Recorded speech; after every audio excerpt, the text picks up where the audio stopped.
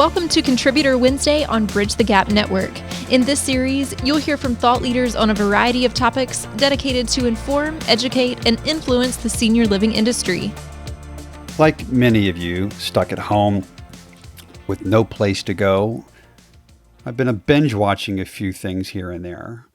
One of the things that my 12-year-old son and I have really enjoyed watching is the ESPN 10-part series called The Last Dance about Michael Jordan's mid-90s Bulls. It's a great expose on all the things that made them great and all the things that caused drama. But we learned a lot about those years. But as great as those teams were, and as great as Michael Jordan was, clearly, I was struck by the fact that he could actually be better. He could have actually been marginally better than he was. And why do I say that? The one thing Michael Jordan could have done to be an even more effective basketball player was to learn how to shoot his free throws underhand.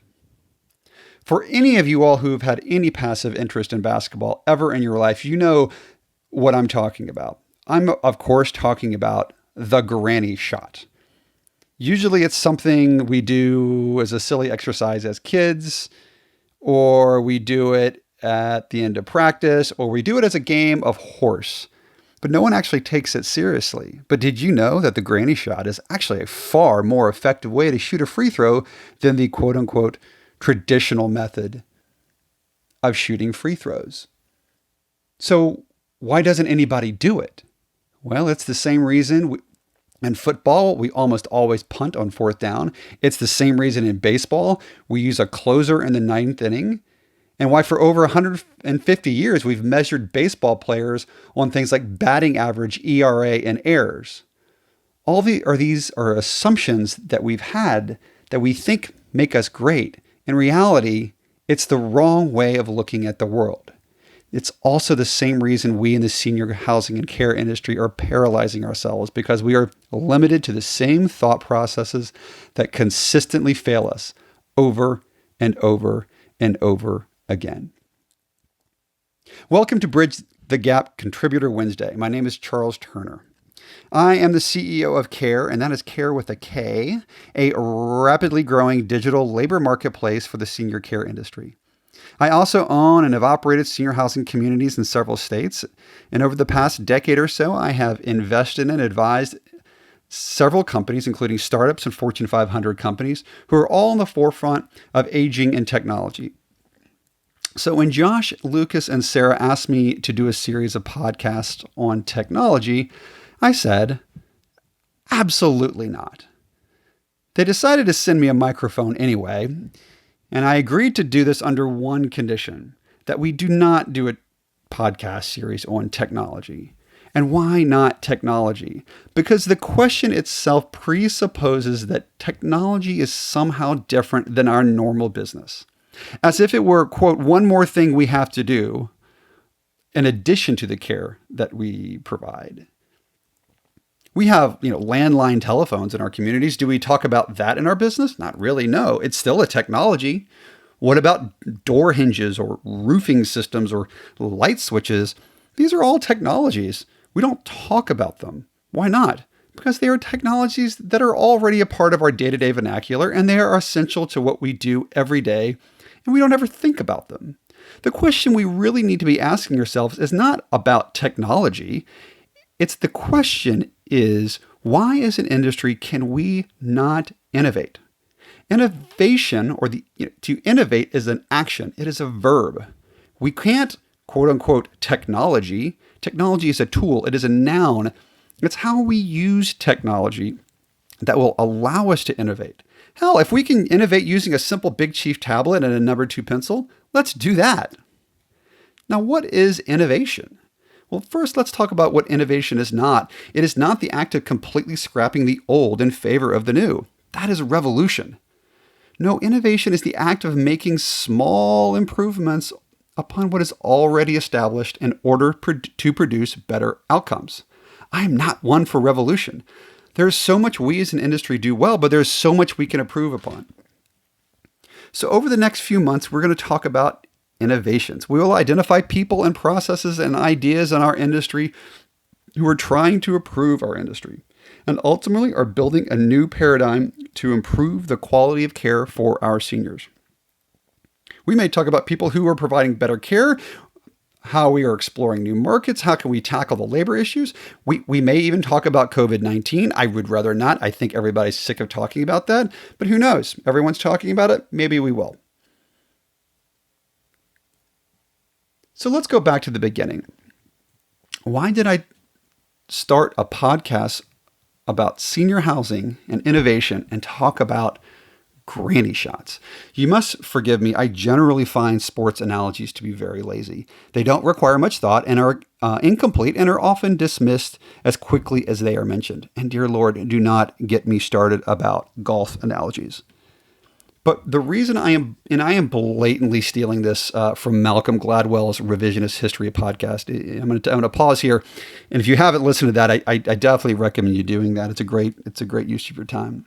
So I stole this idea from him blatantly, but he uses this idea to talk about how we do things that may not be in our best interest or in the best interest of those around us, our teams, or in our case, our residents. As great as those late 90s and early 2000s Shaquille O'Neal teams were, think about how much better they would have been had the guy been able to actually shoot a stinking free throw and not been a liability at the end of the game. Michael Jordan had a very respectable 83% free throw shooting percentage throughout his career. But Rick Barry, whose NBA career preceded Michael Jordan by about a decade or so, had a free throw percentage that peaked at about 95% one year. So what if Michael Jordan had used the granny shot? It's not a crazy logical leap that he could have possibly increased his scoring average by almost an entire point. He shot on average over 8 free throws a game. Going from 83% to say 93%, that's almost a full point per game. What if his entire team switched to the granny shot? The math works out such that team's entire average number of points scored per game would increase by about a little over 1 point per game. Only 1 point per game. So why am I talking about this? Every year, only about 4% of all NBA games have a margin of victory of 1 point. That doesn't sound like a lot. Each team plays 82 games in the regular season, and those that make the playoffs end up playing around 100 games per season. But what if a team's scoring average went up just by that one minuscule point? Just that 1 point. Switching those 4 1-point losses to wins would have made a huge impact on several teams. Let's look at last year's Charlotte Hornets. 4 wins by just using the granny shot would have meant the difference from missing out on the playoffs to being the 6th seed in the Eastern Conference. It would have meant greater paychecks for the players, more joy for the fans, and more revenue to the Charlotte Hornets owner. And who is the owner of the Charlotte Hornets? One Michael Jeffrey Jordan. One thing I learned while watching all 10 episodes of The Last Dance is that Michael Jordan's work ethic is relentless. He was clearly determined to be a better basketball player in all aspects of the game by sheer determination and work ethic. But what if Michael Jordan had decided, instead of necessarily working harder than everyone all the time, instead he slowly walked up to the free throw line, stared down the front of the orange rim, and delicately cradled the basketball between his legs and simply tossed it? That is the definition of innovation, not revolution. So in this, our inaugural episode, we're going to use this analogy to talk about the reasons why we have not been able to innovate as an industry. What is holding us back? And what can we do to build a culture of innovation? Wilt Chamberlain was arguably the greatest center of all time. Wilt also is the only player to score 100 points in a game. Wilt was a horrible free throw shooter, 51%. But did you know that the year he scored his 100-point game, his free throw percentage skyrocketed from 51% to over 61%. Why? During the 1961-62 season, it was the only year that Wilt Chamberlain shot the granny shot. In fact, what is almost always overlooked in that one game where he scored 100 points is that Wilt went 28 for 32 from the free throw line, almost 88%.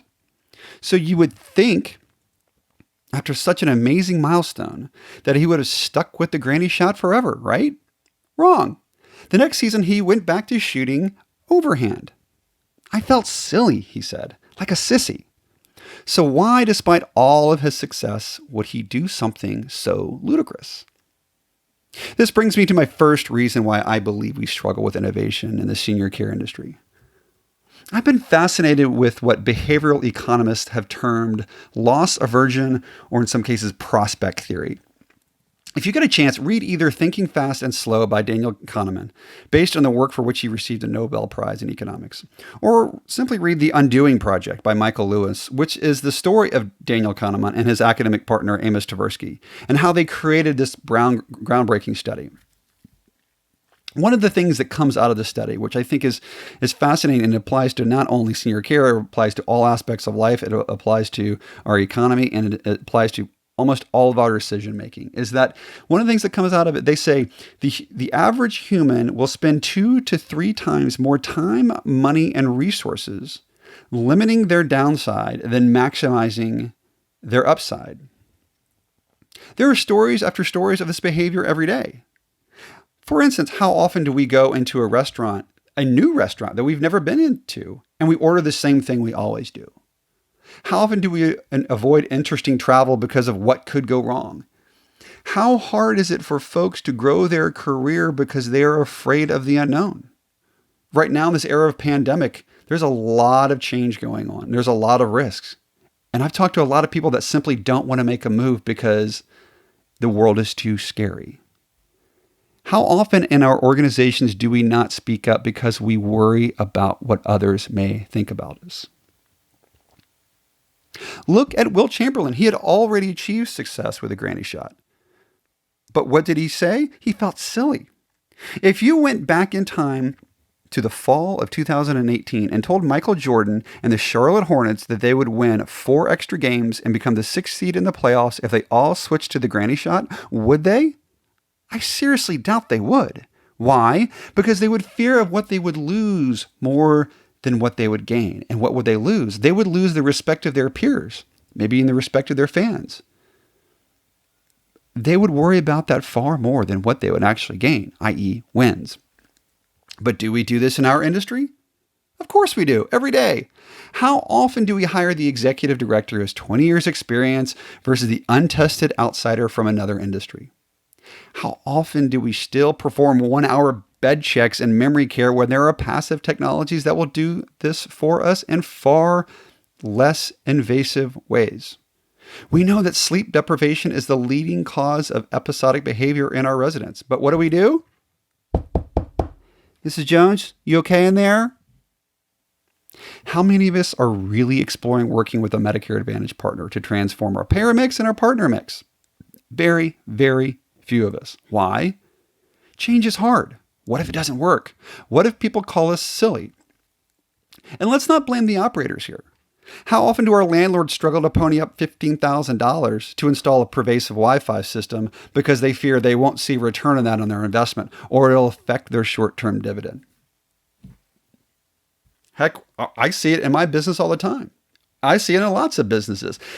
Here's an example. Let's say you're buying broccoli for $1 a pound. I have no idea how much broccoli costs, but let's say you're buying it for $1 a pound. What if I came to you and I said, I'm going to sell you that exact same broccoli for 90 cents. Would you buy broccoli from me? You would think that you would. But in reality, that doesn't happen all the time. Why? Well, I may be a new vendor. I may be different. I may get it to you in a different way. You are not what I know. So I'm going to overpay simply because of what I know. In my business with Kare, we see this all the time. We have a digital labor platform that provides care labor for about the price of a fully burdened FTE. So way less than a staffing agency and way less than overtime. And then we are culturally aligned. You can hire our people for no cost. There's very few, if any, logical reason not to at least sign up for us, even if you never use us. But some people don't. Why? Because it's different. And so we are always having to fight against the different, fight against the change. It's okay. We understand. We don't expect a revolution or, frankly, innovation to happen overnight. But these things grow over time. Ask yourself, where do innovations go to die in our space? Now, these are anecdotal stories, and I really wish I had more data to talk about this. And maybe one day I'd love to do some sort of full psychological study, even though I'm not really qualified to do that. But this is where I see innovation go to die. I usually don't see it go to die at that frontline caregiver. They usually want change. And frankly, even usually at the community leadership level, they often want change. And frankly, I think most CEOs are always pushing for change. But where does it go to die? More often than not, it's usually that middle management level, the regional director or the head of recruiting or the head of HR maybe, or the company controller. And why? One of the trends I've noticed is that these are folks that have worked themselves up the ladder over the last several years. They work very, very hard. They're very, very good at what they do. They know the regulations, they know the processes, they know the business very, very well. But oftentimes, when presented with a new idea, their first reaction, I tend to see it all the time. Their first reaction is, no. Why? Well, it's different. What if I fail? I work hard to get where I am. I don't want to lose this. I get it. I understand. A lot of times we see innovation get stifled as soon as it leaves the CEO's hands. He or she may pass it off to a direct report and hopefully it gets implemented. But if that direct report doesn't have the same level of emotional equity as the CEO and doesn't see the vision of it, it often dies on the vine. Especially if that direct report has more to lose than they do to gain. When I consult with businesses, I often ask CEOs this question, especially when we're talking about things like culture. I ask them this question: will your direct employees be disproportionately penalized for failure more than they would be rewarded for success? Then I ask them this question: would your direct employees' be disproportionately penalized for failure more than they would be rewarded for success?